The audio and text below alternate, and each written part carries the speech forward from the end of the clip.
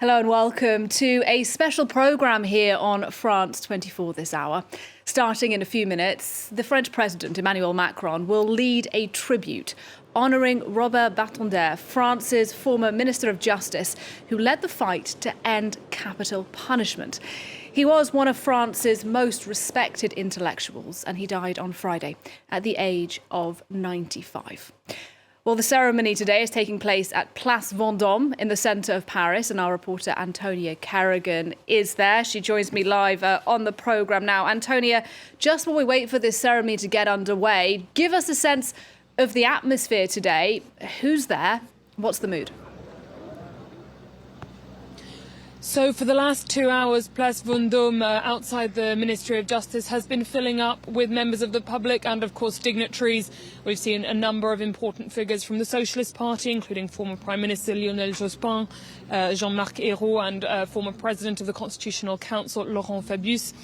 We also spoke to a number of members of the public who made the journey to be here today, one of whom, Danielle, took a 2-hour train to be here. She said that seemed like very little for such a man, for the man he was. Another, Eloise, said she had the good fortune to meet him in 2006 when doing charity work in an organisation that he too was involved with, giving classes for detainees in prison, which is just an example of quite how extensive his work was in terms of changing the justice system and improving conditions for detainees. We also met a law student and a law professor who also considered that it was the most obvious thing in the world that they would make the journey today to pay their respects as someone who had been just such a pioneer in their field. We also were lucky enough to meet Jean Nachric, who is a film producer, who said that he had the good fortune to adapt two of Robert Badinter's books into televised films, and that he had extremely fond memories of meeting him, was extremely moved to hear of his passing last week, and that he even had one anecdote for us, which is that when he did meet the former minister, when he came onto the set to meet the cast, he lent the star of the film his legal robes in which to film in, and he made a real impression on everyone he met there today. So there's a real unanimity here that a lot of people saying the words "great man" changed France for the better, and a lot of people also talking about continuing his legacy. Antonia Carrigan at Place Vendôme for now. Thank you very much indeed. Now, for this special programme this hour, we're going to have plenty of analysis, and I'm joined by our French politics editor, Mark Perelman, who's with me. Also here in the studio, William Joulet. He's a criminal and human rights lawyer. Welcome to you as well, sir. Thank you very much for coming in. And perhaps let me start with you then, actually, because Antonia was just saying there that many of the people who've turned out at Place Vendôme today say he was a great man. That's why they're turning out in such large numbers. But actually, who was he? Why is he such a big deal? Because it's not normal that you have a justice minister honoured in such a way in France, is it? I don't know if it's not normal. I think it is quite normal when one looks at who he was. The man, I think that is the first thing that one must say about him, the man. And so the man was a lawyer. Not only, he was a man of the arts, he was a writer, he was a politician, he was a minister, he was a member of the Senate for more than a decade. He was president of the Conseil Constitutionnel, the Constitutional Supreme Court, which is not nothing. And I think that he was also the man of his personal family history, and all that put together is, I think, what we can see here. And I think that we will get to that, I'm sure, during this show. But he was all about ideas and about how you fight for what you think is right for yourself and for the country you belong to, against what he used to call maybe the dark forces, which are not only at stake in France but everywhere around the world. And I think he was about all of that, and I think that is why today is what it is. And can I just ask you, you're speaking with quite a bit of passion there. As a lawyer yourself, did he inspire you?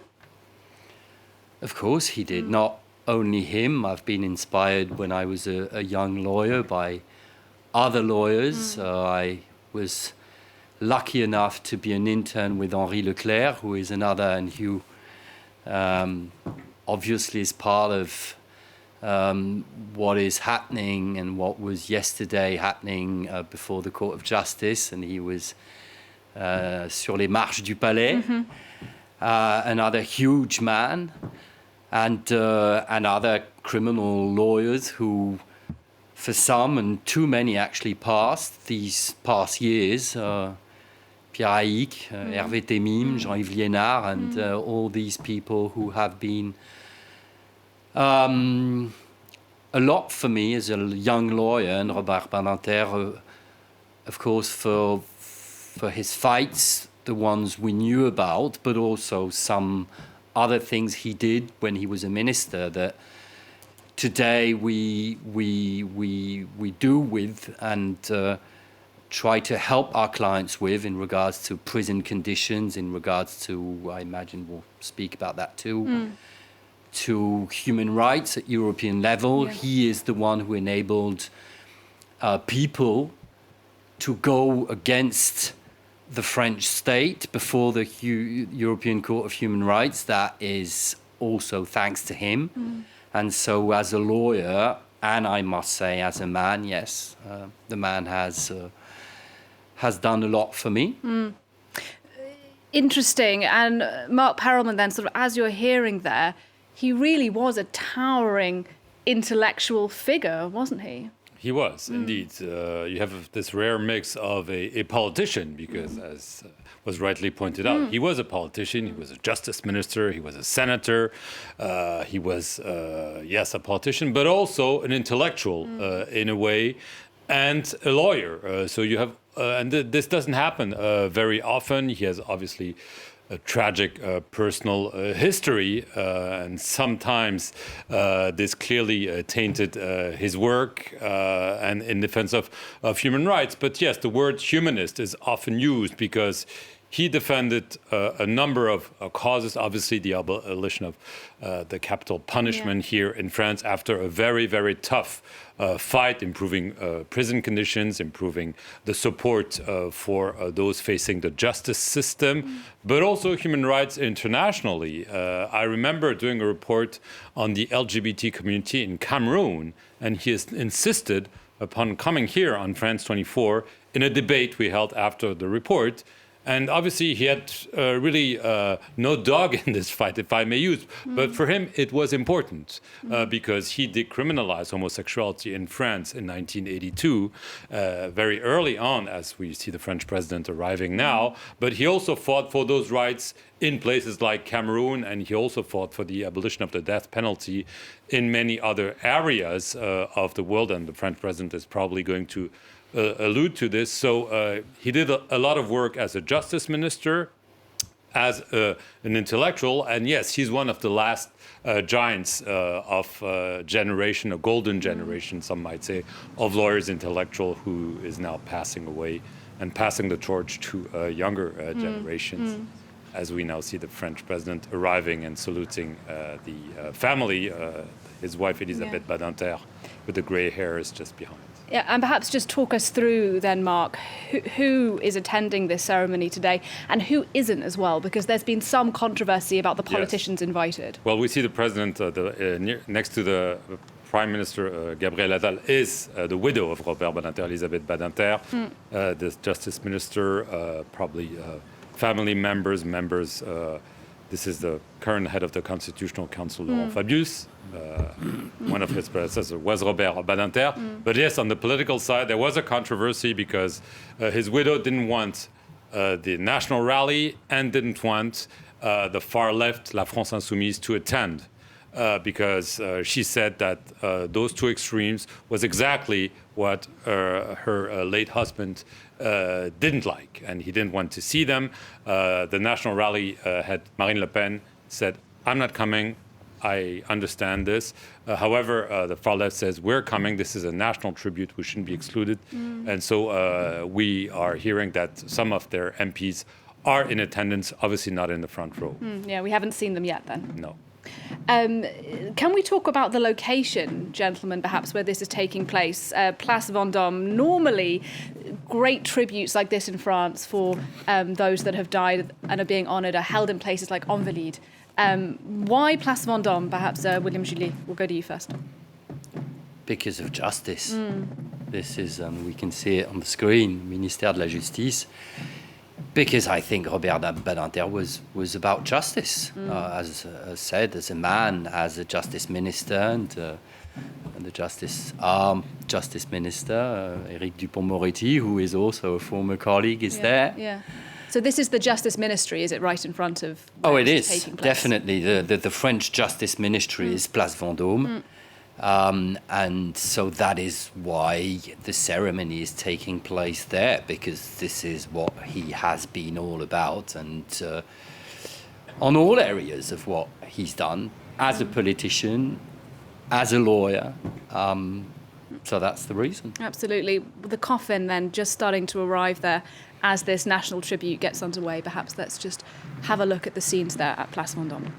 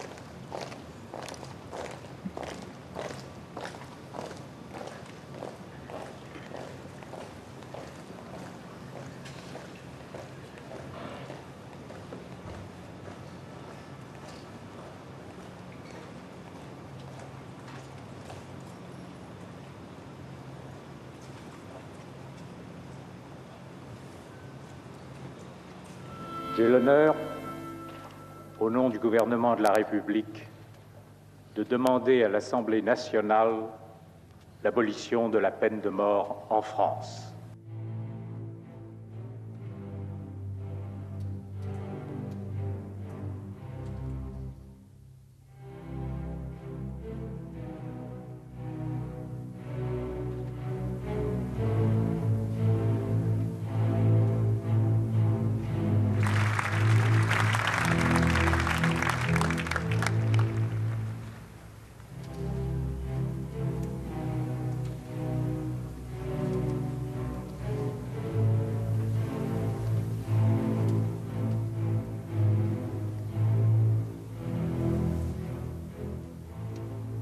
You're watching our live coverage on France 24 to the tribute honouring Robert Badinter, who died on Friday at the age of 95. And we're looking here at some images from his early life. And perhaps we should talk a little bit about that then, Mark Perelman, and how that perhaps informed the politician and the intellectual that he became, because his family, his parents fled the pogroms in Eastern Europe.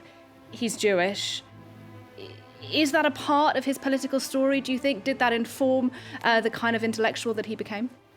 Yes, clearly. I mean, he didn't talk so much about it until very late in his life, where he wrote about his grandparents and so on. But obviously, yes, it had a clear impact on him. His father was deported from the southeastern town of Lyon in 1943, and he never came back. And the person who signed the deportation order was the head of the Nazi secret police in that region, Klaus Barbie. And when Robert Badinter was justice minister, Klaus Barbie was caught and brought back to France, and he was tried. And Robert Badinter was the minister of the man who sent his father to the death camp. And obviously, clearly, this is where it crossed his personal history. He always said, I'm glad we didn't have the death penalty anymore, because this was not about vengeance, but this was about justice, and this is who we are. And so clearly those values always inform his behavior as a politician, as a justice minister, as an intellectual. He could not forget his personal history, but he also served France. As I said, he was justice minister, member of the Constitutional Council. He always said, yes, I'm Jewish and I'm French. This is how it is, but I can be both.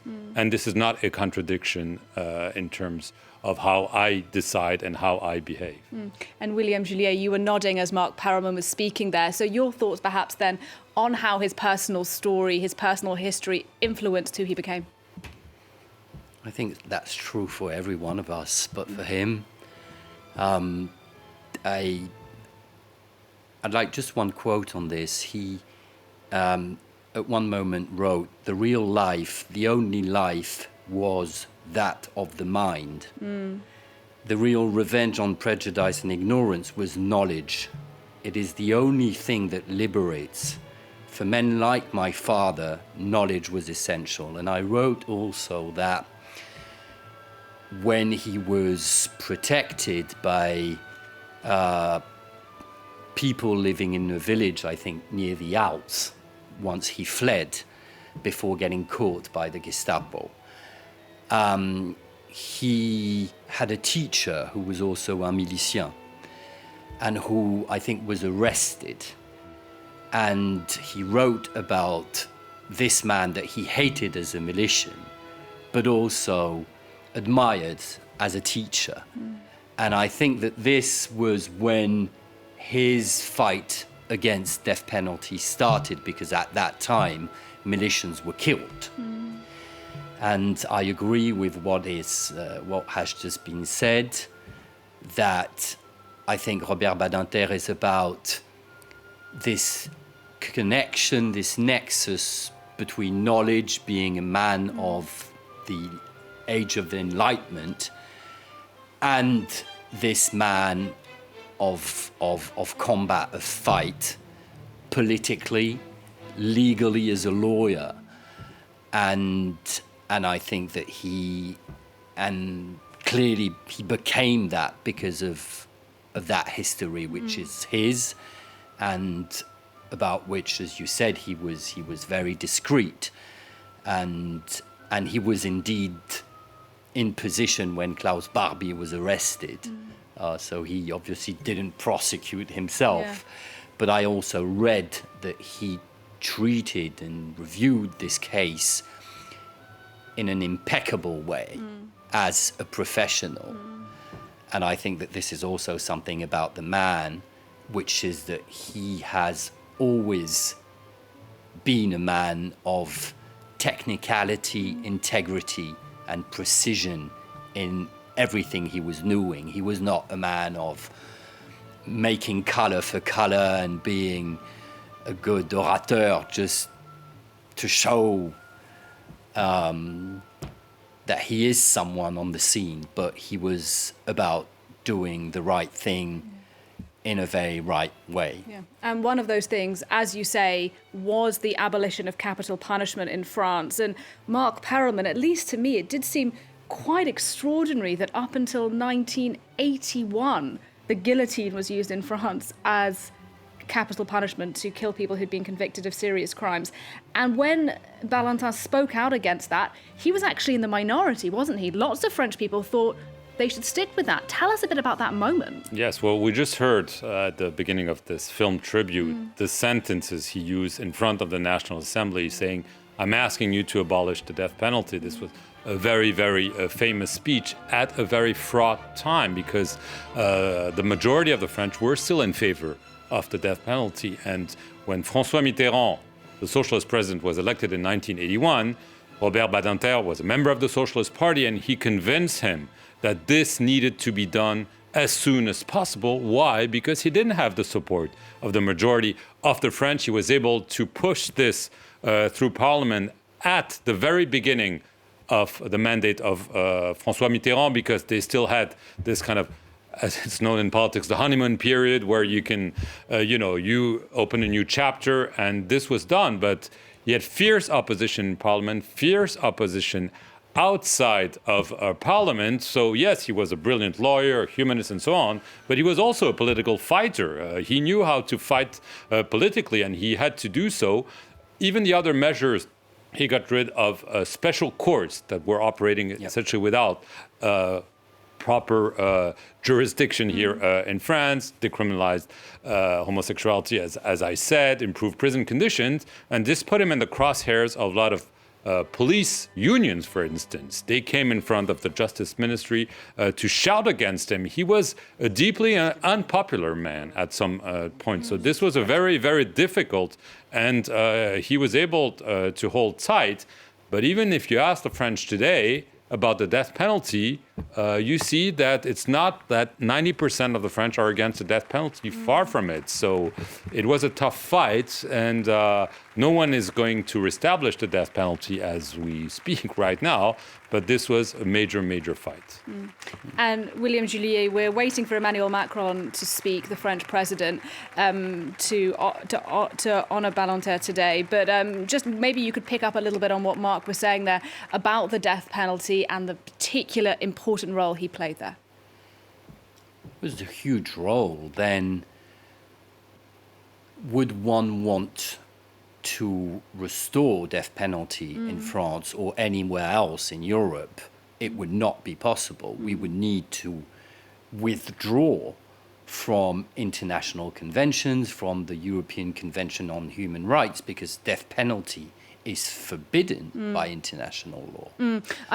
I think we should just perhaps take a moment here to listen to the French President Emmanuel Macron, who's just walking up to the podium to give his tribute to Badinter. Let's listen to what the President has to say.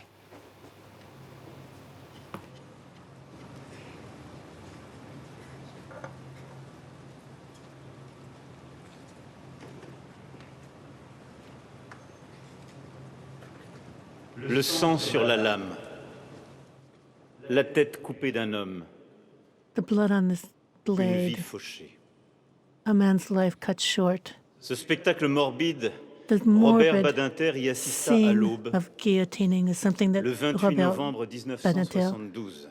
saw dans la in cour de la November prison de la 1972 in the Santé prison. Avant, Il y avait eu la plaidoirie désespérée Before that, he had pour made sauver a son client, desperate appeal to Roger save Bontemps, his client's life, his client coupable qui Roger n'avait pas Bontemps. tué.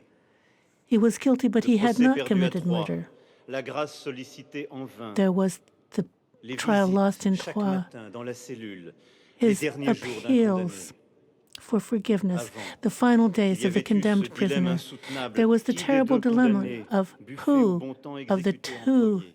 prisoners, Ce sera Bontemps avaient statué leurs avocats, car Bontemps or the a other, encore un should peu be d'espoir. executed Mieux vaut first. qu'il parte d'abord. And it was Bontemps. It was Bontemps who was killed or executed Il first. n'y avait plus rien que la nuit.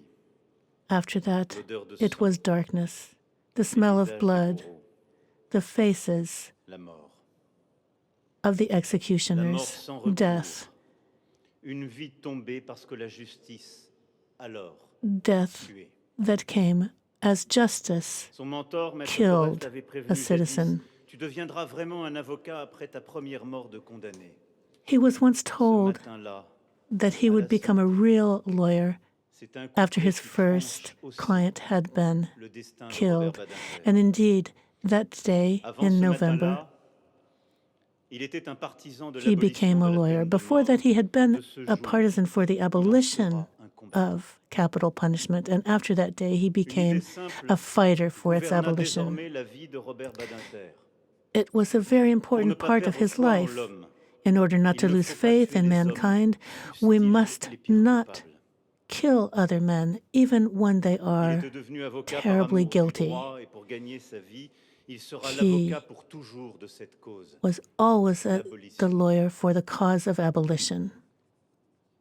Janvier 1977. In January Retour à Troyes. 1977, he went back Dans la to même cour Troyes, d'assises, to the same jugé court Buffet et Bontemps. where Buffet and Bontemps Cri had de la been foule judged qui and demande la mort tried. de Patrick Henry, cet And assassin d'enfants.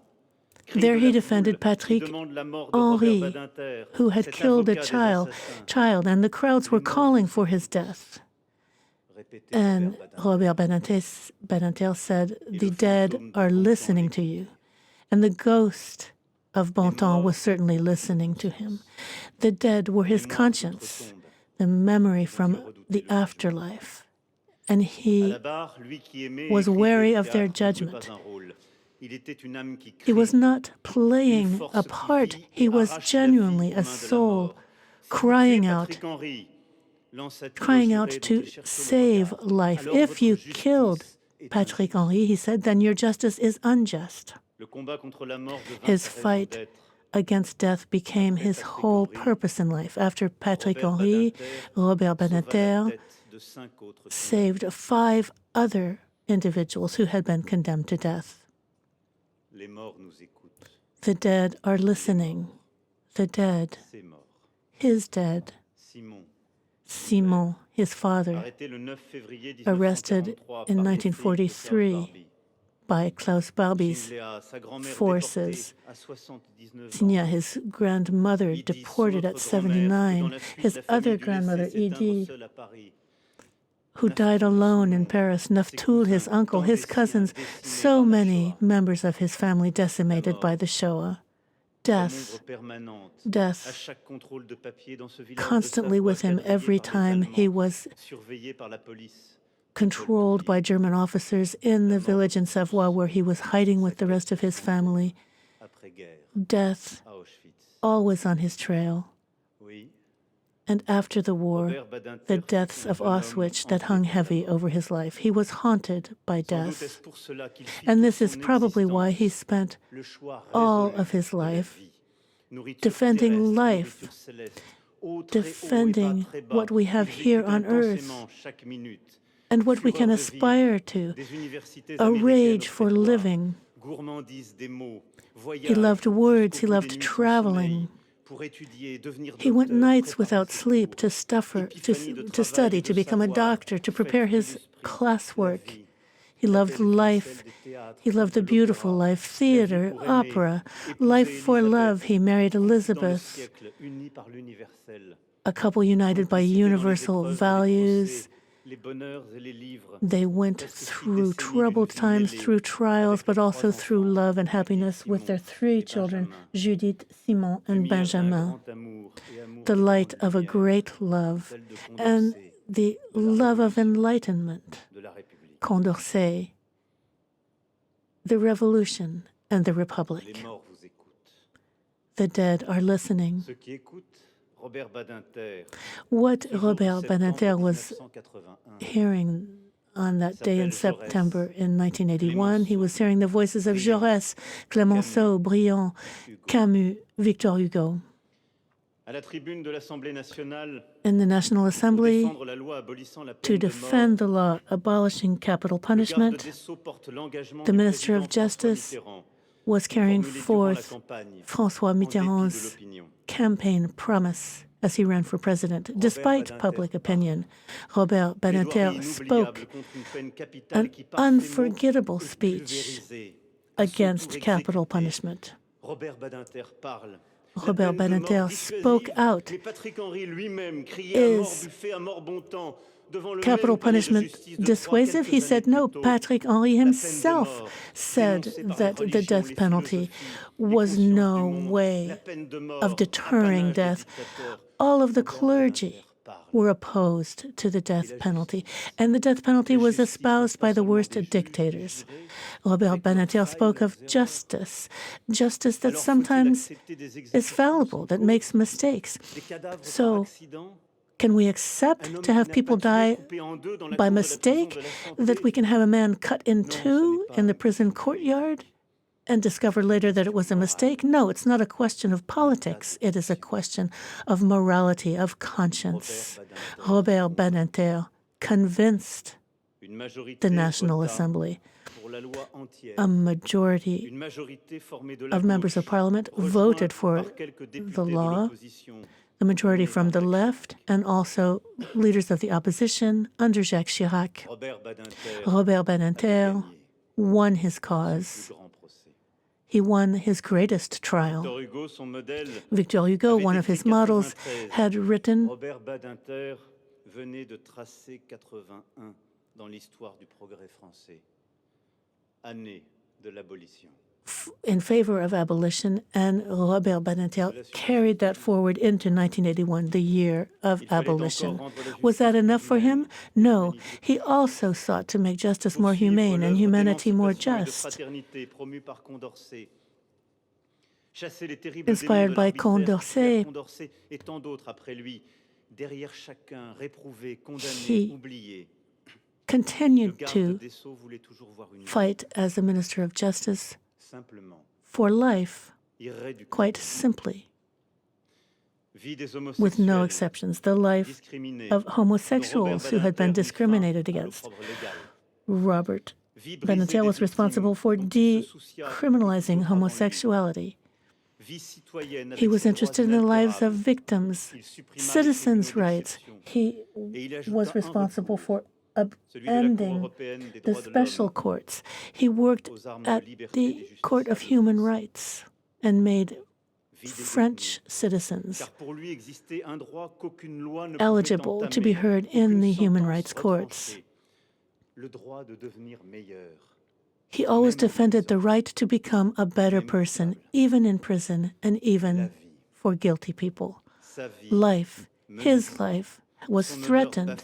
His honor was sullied because for 5 years he was the minister who was the most attacked in France. Hateful speeches were made against him, and even right here in the Place Vendôme, here you applauded him, and yet in the past we heard people speaking out in hatred against him, attacking him because of the abolition of capital punishment.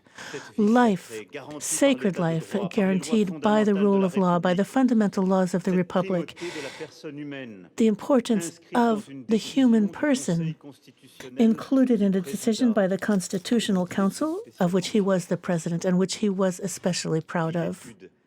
A life of study and wisdom.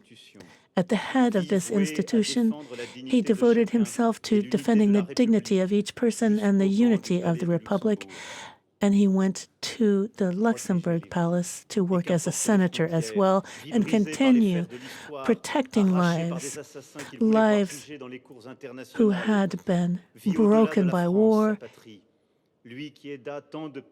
He saw so many countries emerge from dictatorship, and he helped many countries write their new constitutions. Robert Badinter chose life, happy life, life in the Republic. He remembered his parents' dreams. Jews from Bessarabia, for whom France, in Zola's words and the words of the Marseillaise, lived in heroic acts. In Savoie, as refugees, he was protected by French citizens who said nothing to the Germans. Robert Badinter, the Republic, incarnated in a man. Life against death. This life was with him until his last breath. The anger that he had against negationists who denied the Holocaust and who, even though he had to go to court again to defend himself, his life inspired many people, people who knew how lucky they were to encounter this giant of a man. And I measure my great fortune in having encountered him. For all of the French who today know how much we will miss the strength of his anger, the strength of his light, which made us all better. The deaths are listening. Yes, the dead are listening. Robert Badinter is now listening as well. He is looking upon us. The moral conscience that remained steady, and even now in death, and even now in our grief, you are leaving us at a time when your old adversaries, hatred and forgetfulness, seem to be making ground again. Your ideals, our ideals, are threatened. The universal value that makes all lives equal, that protects free life, memory that remembers all lives. So today, we swear, I take the oath that I will be true to your teachings and your commitment. Faithful. And we will speak out above negationists, anti-Semites, and others who would like to reduce you to silence. I will be faithful. You have left us such a vibrant history of pleadings, of speeches, and we will know that your voice has truly been heard when the final country practicing capital punishment will have abolished it. We will be faithful. We will continue your battle. We will be faithful to those who were killed, for those who did not kill, for all of your dead, and for those who must be saved, for Simon, Edith, Shinia, Naftul, we will be faithful. For this part of humanity that was so long forgotten during this century and that remains vulnerable, we will be faithful, because you, today, stand out in the crowd by your faithfulness to us. With your lightning smile and your heavy eyebrows, your anger could be ignited suddenly, and you remain faithful to us as you did every year in your silence as well. A man among men, Rue Sainte-Catherine in the city of Lyon, commemorating the day that your father, on the 9th of February, was taken away to a concentration camp. You are here today among us. The laws of life and death are suspended, defeated, abolished. And now we have a time for the nation to recognize you. And your name will be inscribed next to those who have done so much for human progress in France. You will be laid to rest in the Panthéon. Vive la République, vive la France.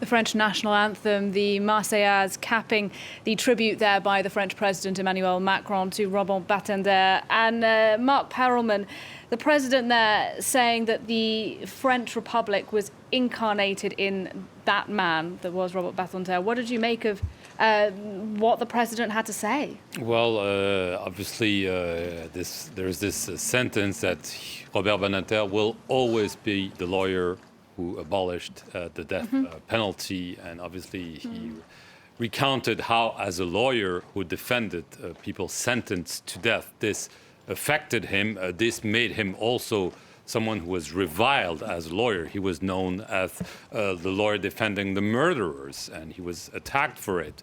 And so when he became justice minister, this was his very first fight. He convinced President-elect François Mitterrand to make it a priority, and he was able to push this through Parliament despite very, very vivid opposition, some very personal opposition against him.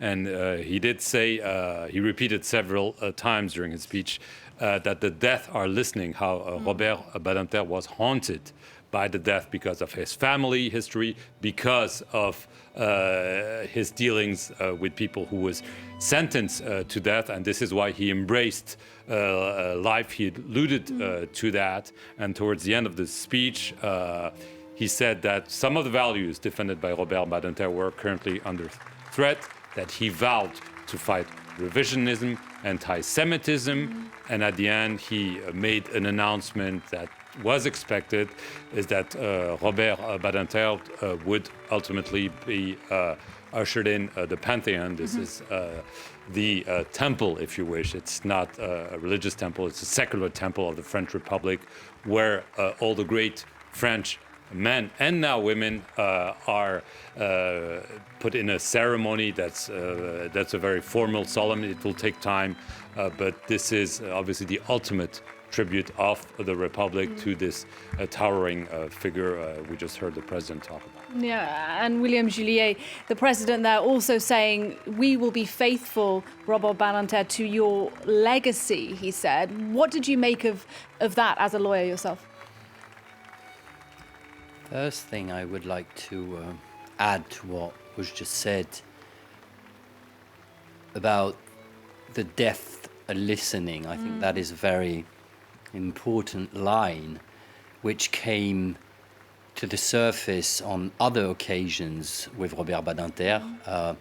There was this angry moment he had during the anniversary of the 50th anniversary of the Veldiv roundup, where he got into a very angry mood, addressing the people there who had whistled against François Mitterrand and telling them that he was ashamed of them screaming and yelling after the Kaddish prayer was pronounced, and telling them that what the deaf were waiting because they were listening was their silence and not them shouting. And I think that there has always been, in regards to this, to answer your question, the first legacy, of course, is this one, is the abolition of the death penalty, but not only. It was also indicated that there were other bills that were passed during him being justice minister. But I think that, to bring something from my lawyer's perspective, I think one of his legacies is that we lawyers are men of action, of fighting for, maybe especially us criminal lawyers. We defend our clients. Some are criminals, some are murderers. And another wonderful quote from Robert Badinter is, "The 6 men whom I saved from death penalty will be my witnesses when I appear before the Lord.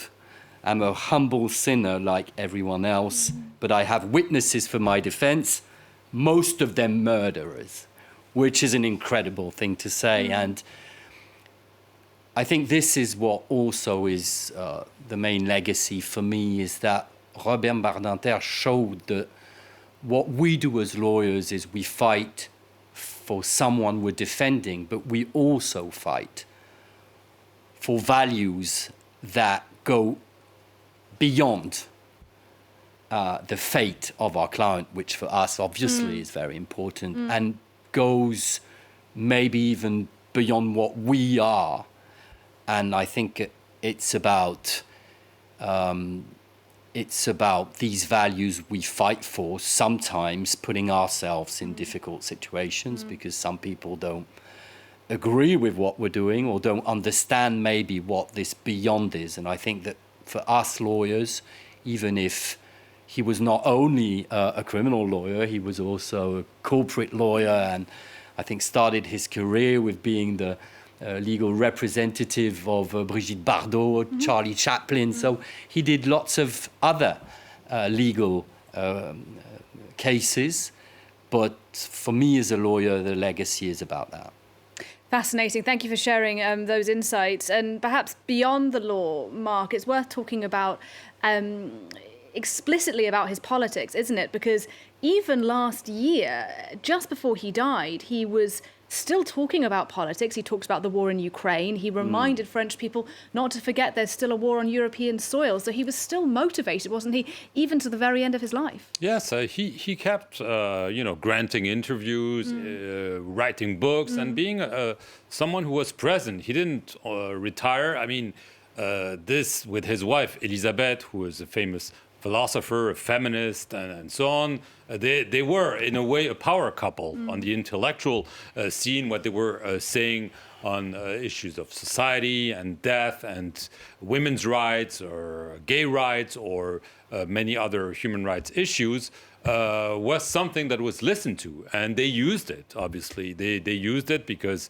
Robert Badinter, as I said, was also a politician, and he was very close to François Mitterrand, who we later learned had a dark side to himself, especially during World War II, especially because his ties with the Vichy regime were much closer than some people thought, and this was very, very difficult for Robert Badinter, given his personal history, to have served and been faithful to a president whose history was not as clean as people thought. And this was something that Robert Badinter was not really at ease with, that he didn't really want to talk about in public. And he also had a more personal history because François Mitterrand had a child out of wedlock, and one of the very few people who knew about it was Robert Badinter. But nevertheless, he was seen as a moral